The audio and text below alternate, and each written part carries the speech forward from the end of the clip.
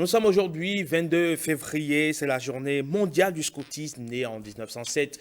En Angleterre, le mouvement scout compte aujourd'hui 60 millions de membres dans 200 pays. Ce mouvement éducatif d'origine chrétienne est destiné à compléter la formation des enfants et adolescents par des activités collectives et de plein air en leur inculquant des valeurs comme le respect, l'entraide et la solidarité dans le but d'en faire des citoyens responsables. Pourquoi toujours autant d'engouement plus d'un siècle après la naissance de ce mouvement? Comment le scoutisme participe-t-il au développement et à l'éducation des enfants et des adolescents? On en parle avec Anjorin Parfait Oloupédé. Il est le secrétaire rapporteur de la Commission nationale en charge du programme des jeunes du scoutisme béninois. Bonjour et bienvenue. Merci, bonjour monsieur le journaliste. Comment allez-vous? Très bien, et vous-même? Ça va, un plaisir de vous recevoir sur ce plateau. Le plaisir est partagé. Alors, vous êtes scout depuis combien d'années déjà? J'ai fait mes premiers pas au scoutisme en 1998. Je suis rentré dans les mailles de la responsabilité à partir des années 2010. D'accord, donc ça fait 25 ans que vous êtes, 25 ans, oui, que vous êtes dans le scoutisme. Pratiquement. Pratiquement. Ouais. Et qu'est-ce qui vous a motivé à intégrer le scoutisme? Les parents, vous-même, comment ça s'est fait? Qu'est-ce qui m'a motivé? La première fois que je me suis retrouvé autour d'une activité scout, c'était dans mon école, à l'EPP à Votrou, pendant qu'il y avait un certain nombre de jeunes qui étaient ensemble en pleine animation, à chanter, à danser, à faire des jeux. J'ai été approché par un camarade de classe en son temps et qui m'y a conduit. J'ai trouvé que c'est bon. Vous savez que partout il y a le jeu, partout il y a la gaieté, les enfants ont de la joie à y être. C'est comme ça que banalement je me suis retrouvé. J'ai fait mes premiers pas en son temps. Et avec les réalités scolaire, j'ai dû abandonner avant de retrouver à nouveau le scoutisme à l'université où j'ai continué mon parcours jusque-là. D'accord. Et généralement, quand on parle du scoutisme, c'est vrai que tous autant que nous sommes, on a une vague idée, en tout cas ceux qui ne sont pas de l'intérieur, ceux qui ne sont pas membres de ce mouvement associatif, on a une idée un peu vague. De façon concrète, le scoutisme, c'est quoi? Alors, le scoutisme, c'est une association de jeunes qui est basée sur le volontariat et le bénévolat. C'est une association dont la participation est sans distinction de race, d'origine, d'ethnie et auquel vous adhérez volontairement et qui contribue à la construction de votre plein épanouissement. De façon basique, c'est une association des jeunes pour les jeunes. Est-ce que le scoutisme aujourd'hui a quitté le carcan, le cercle religieux et vraiment s'est disséminé de façon, enfin, même chez les profanes? Est-ce qu'on dirait que le scoutisme a quitté le carcan religieux? Non, le scoutisme, dans ses valeurs, il y a ce que nous appelons le principe spirituel qui oblige quand même tout scout à croire en un être suprême. Donc, autant dans le carcan religieux que dans le carcan de ceux qui ne sont pas du tout religieux, le scoutisme est partout en fait. Le scoutisme n'est pas purement religieux, il est d'abord pour tout le monde. Il est d'abord pour tout le monde. Ce qu'on vous exige, c'est de croire en un être suprême, de vous conformer aux principes spirituels. Donc, le mouvement n'est pas fait seulement pour une religion. Il faut départir la religion en fait de l'éducation au scoutisme. Quoique le principe spirituel, la croyance est une obligation, cela n'est pas attaché particulièrement à une religion. Donc, quelle que soit votre religion, vous pouvez être scout. Et quelles sont les valeurs que prône le scoutisme? Ben, alors, comme je l'ai dit tantôt, de façon basique, nous avons trois principes fondamentaux que nous appelons le principe social, le principe personnel et le principe spirituel. Le principe social voudrait que chaque scout intervienne dans la communauté et agisse dans l'intérêt de l'autre, ce que nous appelons le devoir envers autrui. Nous avons le deuxième principe qui est le principe spirituel que j'avais évoqué précédemment, qui est la croyance en un être suprême, qui que vous soyez, où que vous soyez, vous devez reconnaître qu'il y a un être suprême qui guide le monde et avoir foi en cet être suprême. Et pour finir, nous avons le principe personnel que nous appelons le devoir envers soi-même. Le scout doit travailler à l'accomplissement de sa personne, de sa personnalité. Il doit travailler à être un modèle dans la communauté. Donc, c'est un peu ça le principe personnel. Les valeurs que nous inculquons, c'est la solidarité, c'est l'esprit d'équipe, c'est le respect de la parole donnée, c'est la conformité à tout ce qui est valeur morale et sociétale que nous laissent les générations antérieures d'une année à une autre. Est-ce qu'on peut être scout à vie? Ben naturellement, comme nous le disons souvent, on dit scout un jour, scout pour toujours. Il n'y a pas, j'ai été scout en fait. Quand vous êtes scout, c'est un mode de vie. Il n'y a pas du scout au passé. Non, il n'y a pas de scout au passé. Lorsque vous êtes scout un jour, vous restez scout pour toujours parce que les valeurs, les principes qu'on vous aura appris durant votre parcours scout, que vous soyez toujours actif ou pas, vous restez scout. Vous restez scout, c'est pourquoi nous disons scout un jour, scout pour toujours. Le scout qui est formé, qui a suivi véritablement l'éducation scout, qui est une éducation pas des moindres, même si nous sommes dans l'éducation non formelle, ce n'est pas des moindres. Et tout ce qu'on vous apprend, ce n'est pas parce qu'un jour, vous vous retrouvez en impossibilité de participer aux activités scouts que du coup, vous n'êtes plus scout. Et puis, ça fait plus d'un siècle, hein, c'était en 1907, plus d'un siècle déjà que ce mouvement-là est créé. En Angleterre, en Grande-Bretagne. Aujourd'hui, ça s'est disséminé dans 200 pays à travers le monde, a gagné aussi le Bénin par ricochet. Donc, pourquoi ou comment ça se fait qu'après plus d'un siècle, le mouvement scout continue d'être toujours aussi neuf, on a envie de dire? Alors, le mouvement scout continue d'être neuf parce qu'il est pour les jeunes. Il est fait pour les jeunes, avec les jeunes. Et vous savez, au cœur de la jeunesse, tout est dynamique.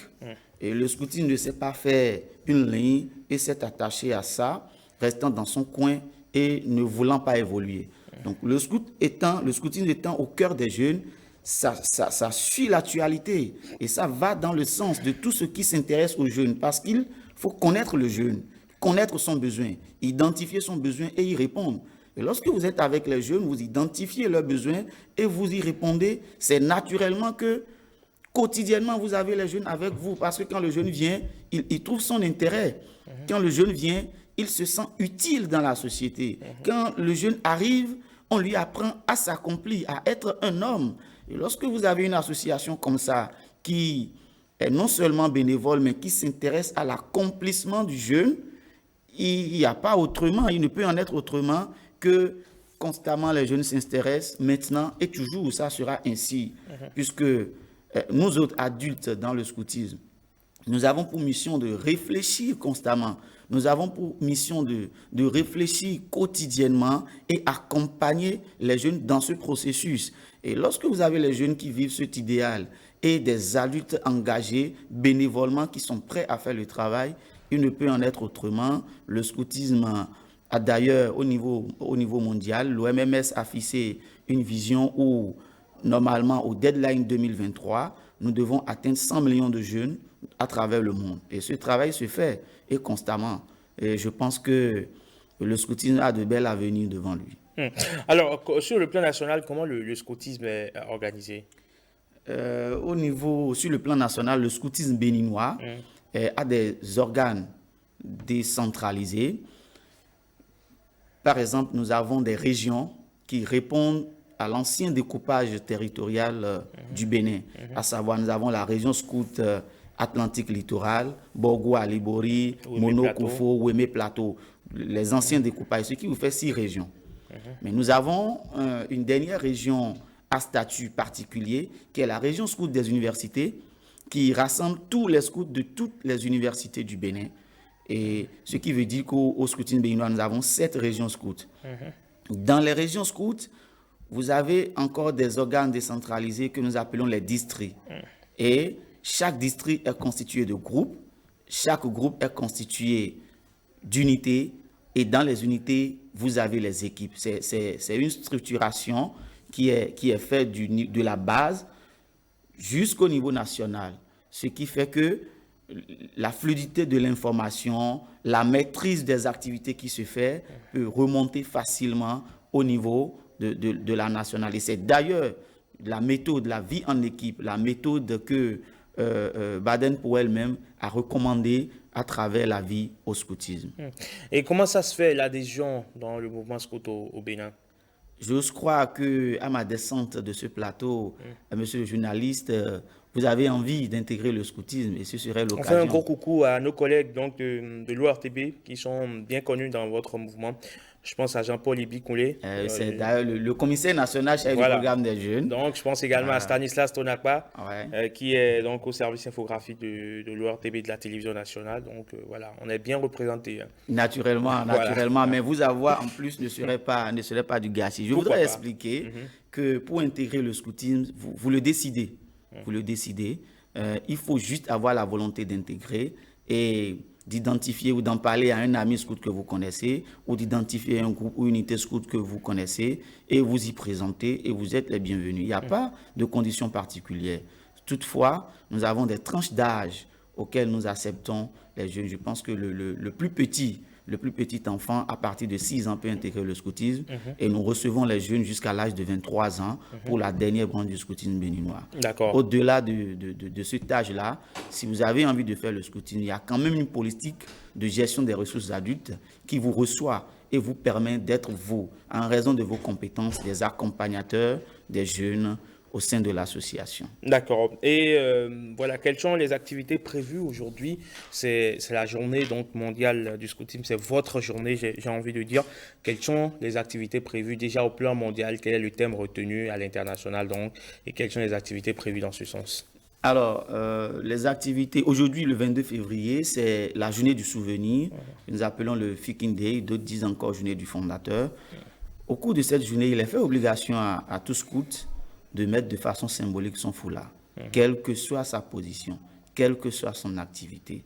Et au Bénin, nous avons plusieurs activités. Aujourd'hui, sur toute l'étendue du territoire, il y a des unités, des districts et des régions qui sont en activité.